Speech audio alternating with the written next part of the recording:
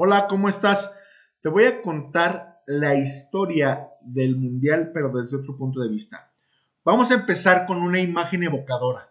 La Copa del Mundo. Este trofeo hace vibrar a naciones enteras. Pero ¿alguna vez te has preguntado quién está detrás de este fenómeno? Es Jules Rimet. Muchos lo reconocen por el nombre del trofeo antiguo, pero Rimet fue un hombre fuera de lo común. Fue un abogado francés, un soñador y profundamente católico. Su vida no fue una sucesión de triunfos deportivos, sino una batalla constante por la justicia y la fraternidad. Hoy vamos a desentrañar por qué la FIFA, la organización más grande del deporte mundial, no nació en una oficina de marketing, sino de la convicción profunda de un hombre que quería aplicar el mensaje social del Evangelio en el campo de juego. ¿Ok?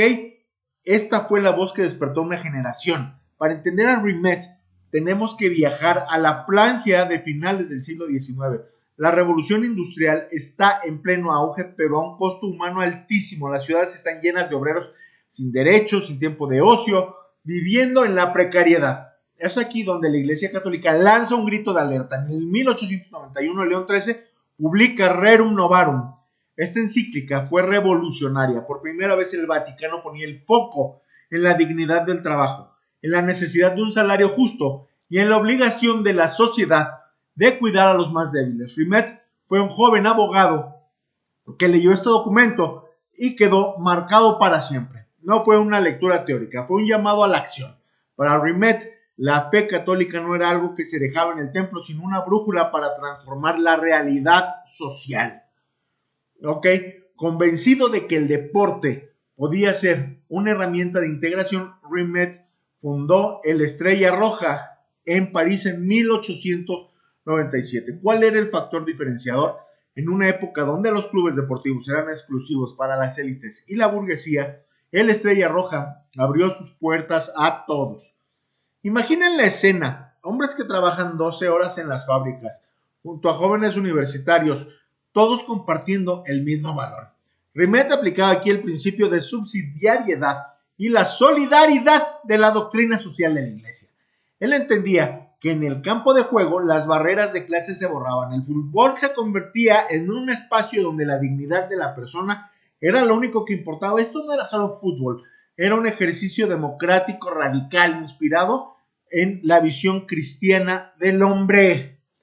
Al llegar a la presidencia de la FIFA, Rimet llevó esta visión a una escala global. El mundo estaba dividido por nacionalismos feroces que eventualmente desembocarían en las guerras más sangrientas del siglo XX. Rimet veía en el fútbol la posibilidad de tender puentes. Él creía en el valor de la persona por encima de la nacionalidad. Al fundar el Mundial, Rimet quería instaurar un lenguaje universal. Él soñaba con un espacio donde las naciones no se enfrentaran en el campo de batalla, sino en un terreno regido por el respeto mutuo, el fair play y la justicia. Si todos aceptaban las mismas reglas, si todos trataban con dignidad al oponente, ¿no era eso en esencia un intento de vivir la fraternidad humana que propone el Evangelio de Jesucristo? Jules Rimet muere en 1956, pero su semilla creció hasta convertirse en el evento más masivo del planeta. Hoy, al ver al Mundial, es válido preguntarse, ¿hemos mantenido ese espíritu? ¿Sigue el fútbol sirviendo para unir a las personas?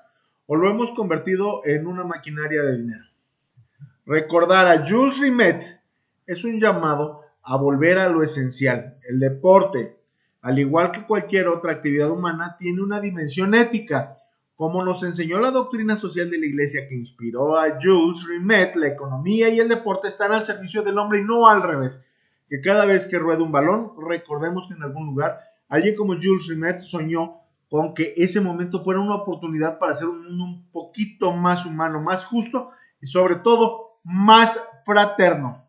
Gracias por acompañarme en este viaje por la historia de la Copa Mundial de Fútbol.